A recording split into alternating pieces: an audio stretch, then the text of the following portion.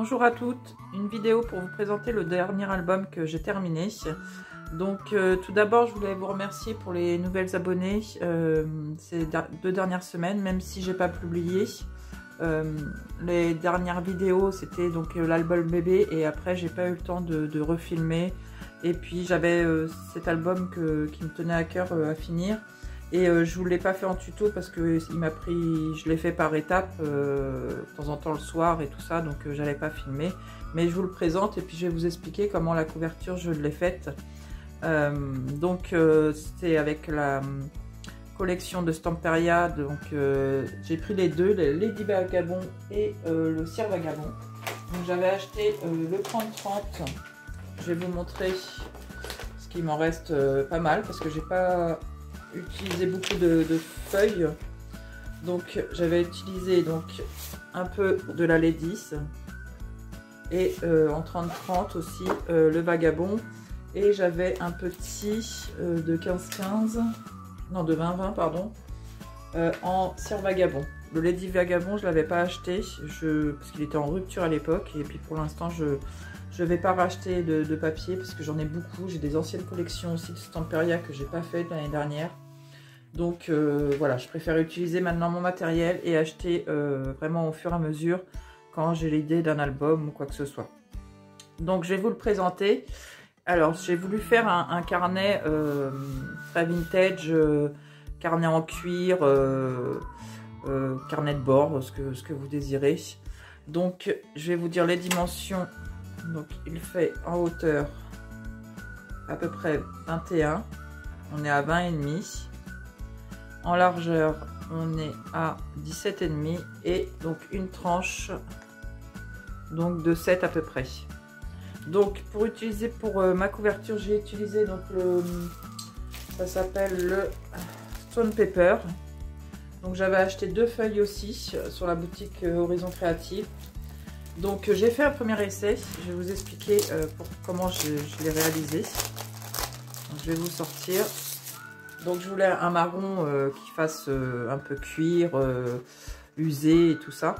Donc pour ma tranche, en fin de compte, bah, j'ai pris ma plaque de rainurage et j'ai fait des plis à 0,5.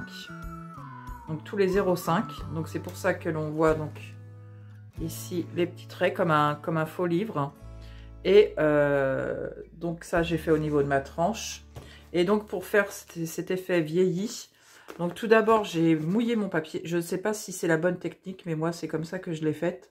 J'avais regardé un peu sur internet si je trouvais des vidéos qui me l'expliquaient, et puis après j'ai dit je vais faire ma façon, je verrai bien. Donc au début je l'ai trempé, j'ai picheté avec de l'eau, et donc je l'ai chiffonné. J'ai poussé l'album. Donc je l'ai bien chiffonné comme ça dans tous les sens pour qu'il y ait en fin de compte toutes ces parties-là abîmées. Donc je l'ai aussi usé sur les bords. Donc j'ai pris tout mon papier et je l'ai malaxé comme ceci. Et j'ai remouillé. Et après par la suite, donc pour les coloris, donc je me suis servi des Lindy's. Donc j'ai fait un petit mélange, c'était au fur et à mesure. Alors je ne sais plus, celle-ci j'ai pas dû m'en servir.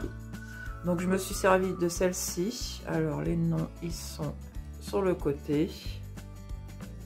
Alors je ne sais pas si vous allez bien voir. Donc celle-ci. J'ai pris aussi celle-ci. Et celle-ci. Dans les tons orangés. Voilà. Donc j'ai picheté, j'ai rajouté aussi de l'eau, donc j'ai fait tout un mélange de patouille en fin de compte. Et après par la suite, quand tout était bien sec, parce qu'entre chaque passage de couleur et d'eau quoi, donc je séchais au fur et à mesure, je repliais si j'avais pas assez d'effet. Et après donc je me suis servi de la vintage antique. Donc de Stamperia. Donc au niveau de l'odeur et puis d'en avoir sur les doigts, ça marque très fort. Et donc cette pâte là, je mets ça dans un petit gobelet, un petit récipient, et je la mélange pour que ça soit un petit peu avec de l'essence de térébenthine. Donc ça fait un petit moment que je l'ai de chez Le Franc-Bourgeois. Donc on s'en sert quelques gouttes, je mets avec des pipettes et puis je remue. Et donc après j'applique avec un chiffon doux sur toute mon papier. Je le laisse un tout petit peu sécher et après avec un sopalin qui fait pas de pluche, je retire l'excédent. Donc c'est pour ça que après on a des parties un peu plus foncées que d'autres. Ce que j'ai oublié aussi de vous dire, c'est qu'en dessous j'ai mis une feuille de papier de riz. Donc là je l'ai pas. J'essaierai de vous inclure la photo si j'arrive à la retrouver. C'était une grande horloge en fin de compte, un peu vintage. Donc j'ai déchiré, j'en ai mis là. Donc on voit encore, je sais pas si vous allez bien voir la caméra, en dessous on voit une horloge. Donc je me suis vraiment amusée à faire de la patouille avec le Stone Paper, pardon. Et donc là au dos aussi on voit la démarcation du papier de riz. Donc là je sais pas si ça se verra à la caméra. Donc on voit que c'est comme si c'était abîmé quoi. Donc j'ai mis aussi 4 coins d'angle, parce que je trouvais que ça allait bien avec. Pour la fermeture, j'aurais voulu trouver un petit lacet en cuir, ou même j'aurais pu prendre un lacet de chaussures marron. Oui, j'ai pas pensé à ça. Mais je voulais plus une petite lanière en cuir, et puis bon, j'avais trouvé que ça, c'est de la cordelette cirée, il me semble que ça s'appelle comme ça, donc marron. Et donc j'ai mis 4...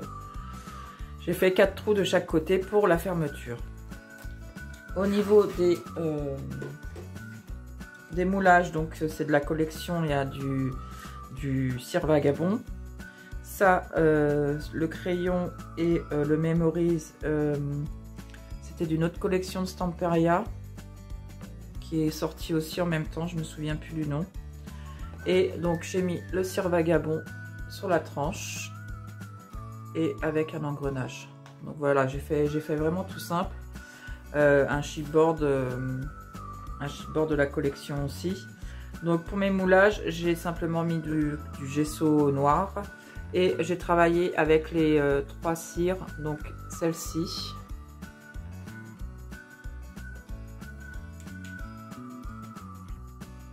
Après celle-ci. Et donc voilà pour la couverture, je pense que je vous ai tout dit. Donc ça s'ouvre comme ceci. Donc en fin de compte on enlève tout le lacet pour ouvrir l'album. Donc je vais vous présenter l'intérieur. Donc pour les papiers, j'ai pris du papier craft, c'est là parce que j'en avais plus. Donc j'avais racheté sur la boutique Horizon Créatif. Donc c'est en lot de 50. C'est du 280. Donc du craft cardstock, tout simple. Donc par contre, il faut faire attention parce que, donc je sais pas si vous allez le voir. Donc là on a vraiment l'effet craft. Mais après c'est un peu gris. Donc faut faire attention que de ne pas mélanger. Je sais pas si vous allez voir la différence. Moi je la vois, donc toujours prendre le même côté en fin de compte. Parce que l'ancien papier craft que j'avais, il était craft des deux côtés, quoi. Il n'y avait pas de différence. Donc ça, c'est pour mes pages. Donc en fin de compte, j'ai fait comme des petits livrets. Donc ma relure, elle est, alors comment on appelle cette relure-là? En montagne. Donc on fait un pli, donc j'ai fait un pli à tous les 1 cm. Donc je vais essayer de vous montrer si j'ai pas un exemple. Je vais prendre. Donc on fait un pli à tous les 1 cm et après je vais le faire rapidement avec vous. Donc là on a notre premier pli, on a notre deuxième pli. Je vais vous faire que pour une page. De toute façon il y a des vidéos sur internet. Donc c'est comme si on avait 1 cm là. Et donc après, on va faire une autre. Donc ça fait des montagnes en fin de compte et on plie. Bon là c'est pas droit bien sûr, et on vient donc coller notre page comme ceci. Donc là j'ai fait 4 pages. Donc j'ai pris une première page pour faire mon fond. Je sais pas si je m'explique bien. Et ensuite j'ai repris une autre page où j'ai découpé à l'intérieur un cadre, qui sont certainement ces chutes là, vous voyez, pour intégrer donc les pages d'acétate que j'avais acheté aussi de la collection. Donc j'en ai utilisé 4. Il doit m'en rester une ou deux. Il m'en reste une entière. Voilà, ça se présente comme ceci, c'est en format A4. Donc j'ai fait pour mes fonds. Après j'ai mis des petits sheetboards de la collection donc en acétate. Ils les ont fait en 2 fois cette fois-ci, et donc j'avais acheté les... Alors je sais plus si j'ai dû prendre pour Serre Vagabond et Ladies. Donc il se présentait comme ceci. Donc on a tous les petits acétates. Je sais pas si je vous l'avais montré dans le haul à l'époque. Je vais vous montrer comme ça. Donc il y avait tout ça aussi, donc il m'en reste pas mal. De toute façon j'ai d'autres projets avec cette collection là. Et donc là ça doit être les sheetboards, voilà, de Serre Vagabond et de la Ladies. Donc il m'en reste encore pas mal aussi. Mais ça on peut toujours s'en servir quand on veut faire un projet en vintage. Donc j'ai mis des sheetboards et on voit la transparence à l'intérieur. La première page j'ai fait tout simplement, donc j'ai mis le Serre Vagabond. J'ai usé mon papier craft et là on peut mettre donc les étiquettes qui sont à découper dans la collection. Donc se glisse par ici. Et à l'intérieur, donc je me suis amusée à faire des petits livrets comme ceci. Donc dans la collection, on avait une page que c'était que des couvertures de livrets. Je sais pas s'il m'en reste encore. Il doit m'en rester 2. Donc c'était une grande page et donc ça faisait comme ceci. Donc moi j'en ai découpé pour 3. Donc il se présente comme ça. Donc dessus j'ai juste mis avec le pochoir aussi de la collection Stamperia. Et alors j'avais acheté ça aussi, c'est du transparent. C'est de l'effet transparente. Donc au début c'est blanc et après quand ça sèche ça fait comme ceci, ça fait des reliefs. Et donc j'ai fait des petits livrets. Là pour ces pages là je me suis servi des blocs de chez Action. Donc il y avait le noir, le craft et le blanc. Et donc voilà, il me reste encore aussi parce que j'ai pas tout rangé. Donc c'est ces feuilles là dans les blocs. Donc il y a du papier plus fin. Donc comme je m'en servais pas, là je m'en suis servi. Le noir je m'en suis pas servi. J'ai pris du blanc aussi. Et je me suis amusée aussi à faire donc en patouille. Donc les petits livrets, ils mesurent en hauteur, ils sont de 14. Et puis donc 9,5. Donc j'ai découpé mes petites pages. Donc des fois c'est des pages, je vais pousser l'album. Donc des fois c'est des pages toutes simples, comme ceci.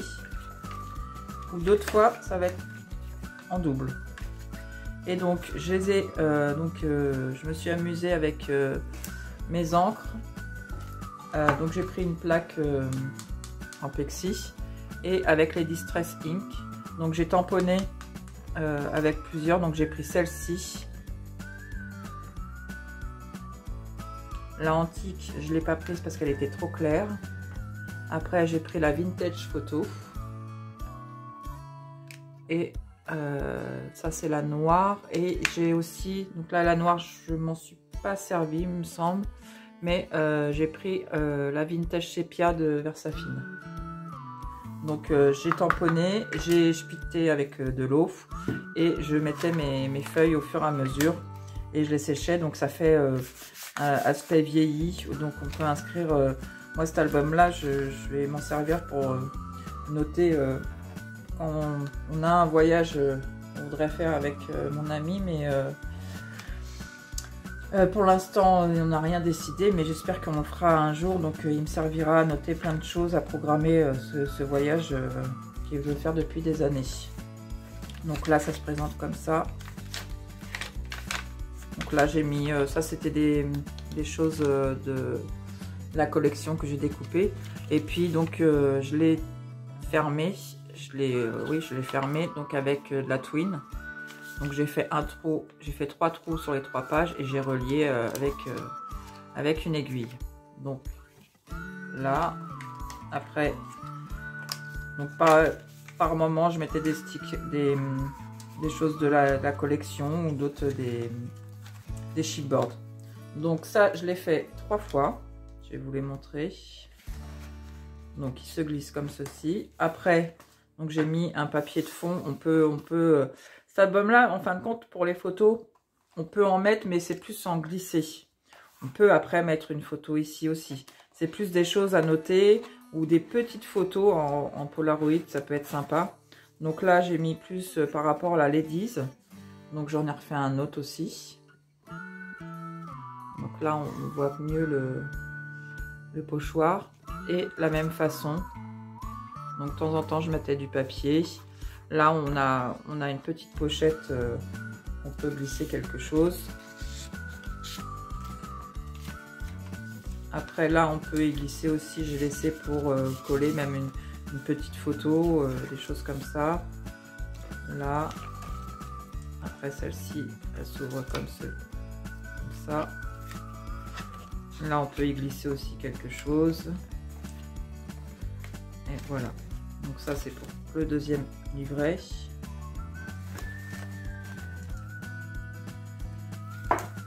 Après, donc j'ai mis ce papier là. Celui-ci, le livret est un peu plus grand. Donc là, j'ai mis par rapport au Cire Vagabond.